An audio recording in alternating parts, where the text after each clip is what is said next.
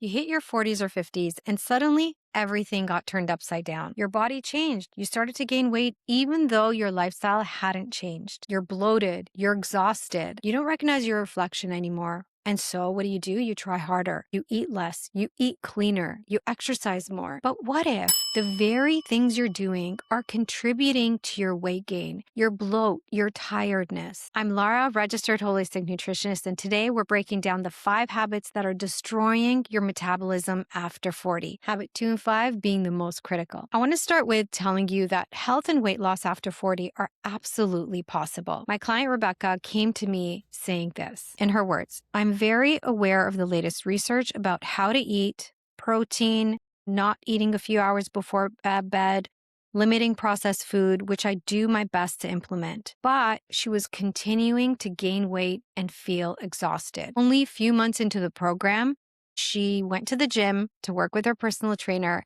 and he thought she was on GLP-1 medication. And to her surprise, because she was getting so lean and he was noticing. And this is what happened a few months into the program. Not because we did everything under the sun, not because we cut out a bunch of foods, but because we started to do what was right for her body. You can get the same results if you stop doing some of the things that I'm going to talk to you about on this episode, and also by understanding what your body uniquely needs.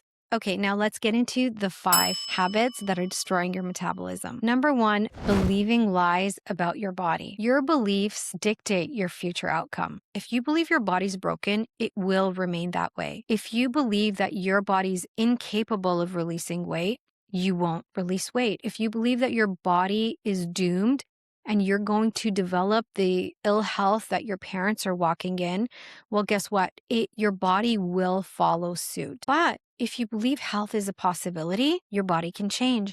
If you believe that you're able to lose weight, you're able to make changes isn't hard for you, well, change won't be difficult and you will be able to follow through on the things that you want to follow through on. Your beliefs are really powerful. Think about it. Look at research. There's something called the placebo effect. So even when in clinical trials, people are given a sugar pill, if they think they are taking medication that will help them in a certain way achieve certain results, well, their body will respond in that way. Or look at the 4-minute mile. Roger Bannister broke it in 1954. Before he broke that record, it seemed impossible, or people thought it was impossible to run a mile in under 4 minutes. But as soon as he broke that record, people followed suit. And now other records have been broken.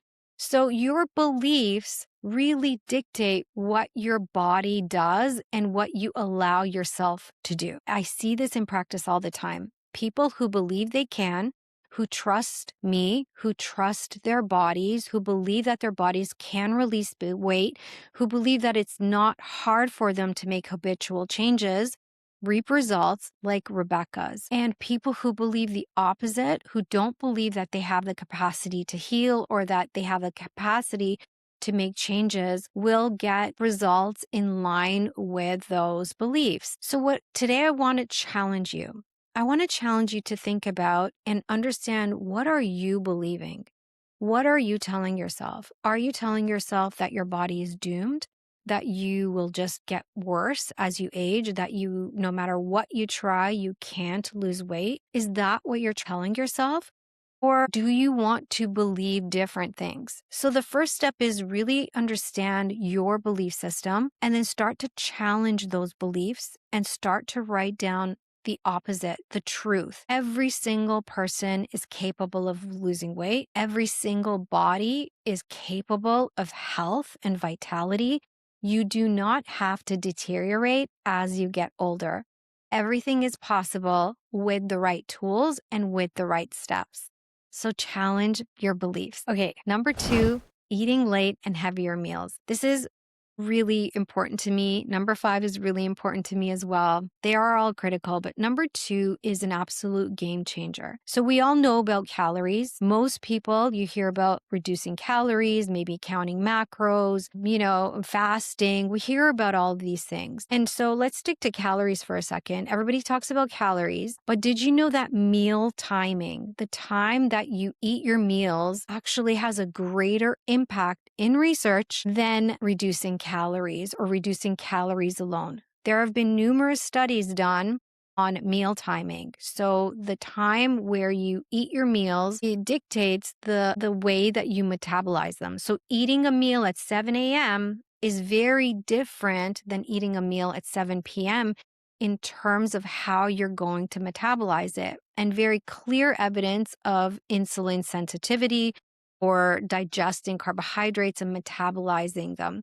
You are very insulin sensitive. You can metabolize a high carbohydrate meal really well at 7 a.m., not so well at 7 p.m. But what do most people do? Most of us are skipping breakfast, having a maybe measly lunch, and having a really big dinner. But what I like to do is move towards something that I call front load method. So eating the majority of your calories in the day. So instead of having a big dinner, you have a big breakfast, a moderate lunch, and a lighter dinner. And in research, it's so clear if you take the same amount of calories and you do the front load method versus eating it at whatever hours of the day, you lose significantly amount more weight front loading. Your metabolic markers are healthier, your blood pressure comes down, cholesterol levels come down, A1C or glucose levels come down, and of course you lose more weight. So it's not just about calories, it's not just about macros, but it's about understanding what your body responds best to. Now, it doesn't mean that it has to be the front load method. I do introduce it to most of the ladies in my program. And what we do is we test out different ways of eating, and we understand what your body uniquely responds best to. And you have to consider your sleep patterns, your ability to metabolize carbohydrates. Everything has to be considered, but most of the ladies in the program do really well with the front load method. So what you could start to do is just look at what you're eating, maybe log your food for a few days, and look to see where your calories. Are you consuming most of your calories in the evening? And if that's what you're doing and you're not eating well during the day, then what I would recommend is you start to switch that around. Maybe move some of the evening calories to the daytime. You can't do it 100% from day one. It will be really hard, especially if you're not used to eating during the day, but you can start to experiment with it and see how your body responds. Okay, number 3, staying up late and scrolling. Look, I know most of us feel like we are not relaxing during the day. And there's a time in the evening where it's like our time. We get to relax, we get to unwind. And that could be you plopping yourself in front of the TV or maybe sitting down and scrolling. But both of those habits do impact your metabolism. And we think it's relaxing, but it's actually stimulating. It's doing the opposite on your body than you want it to do. So exposure to blue light, let's start there. So exposing your eyes to blue light, whether it's the TV or your phone, and scrolling, especially that scrolling action, it's extremely stimulating. And when you stimulate your nervous system, cortisol spikes and melatonin production declines. What does that do? It disrupts your sleep pattern. And when we disrupt our sleep pattern, it impacts your metabolism, because the next day, if you're not sleeping properly through the night, the next day your ghrelin, your hunger hormones, are elevated, and your leptin, your satiety hormones, decline. So you feel hungrier, you're craving more, and you feel less satiated when you eat. So the relaxing time that we think is relaxing is actually doing the opposite of what we want it to do. And also staying up late. So if we stay up later than we should, so let's say you're feeling tired, but you're like, I just want to unwind and I want to watch a show. Well, that pushing your sleep time to later on, when your body feels tired, is pushing you into cortisol production. So if you stay up and you've pushed yourself in order to do so, what happens is your body secretes more cortisol and reduces melatonin production. And all of the effects of the blue light exposure take place because it disturbs your sleep. So the first thing I would do is assess, are you doing this? And maybe stop it. So if you still want to watch something, just do it at least an hour before bed. Challenge yourself to do that. And also, if you're staying up really late, just start to scale back by about 30 minutes. So you're not going to be able to go from 1 a.m. in the morning to 10 p.m., but you could start scaling it back. So going to bed a little bit earlier every day. And over a course of a couple of weeks, your bedtime will be better.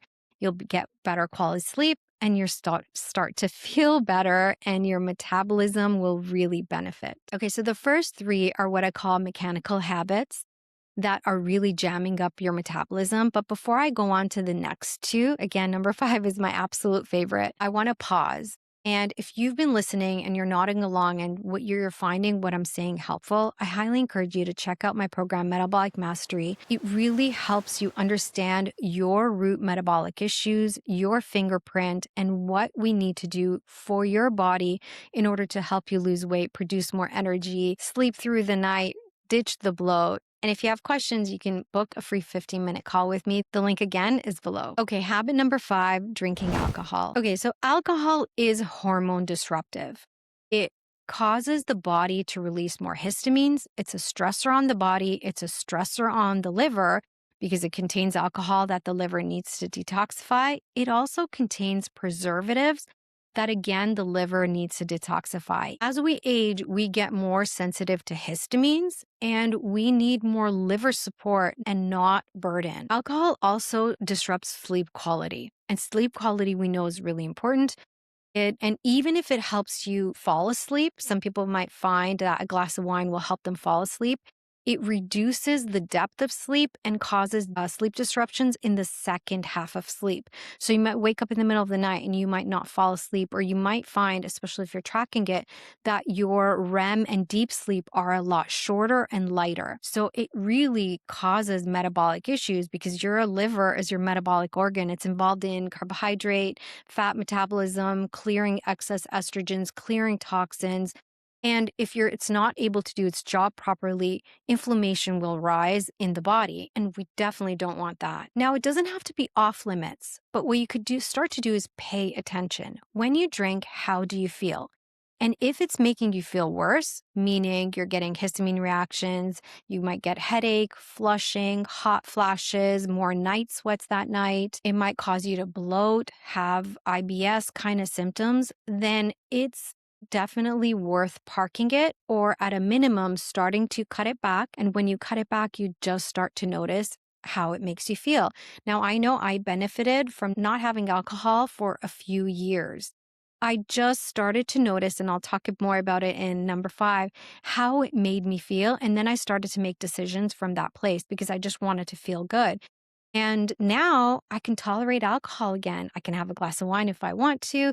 It's not an everyday thing, but it doesn't have to be off limits forever. It's just for a period of time until your body does its deep healing work. And then you can pick it up again. So that takes me to number 5, how to navigate food rules. Now, I know I've given you a lot of things, but I don't want you to just start to implement these because I said so. The best way to navigate change is to put it into action and then notice how it makes you feel. And if it makes you feel good, you start to do more of it. And then you start to notice when you don't do it, how does it make you feel?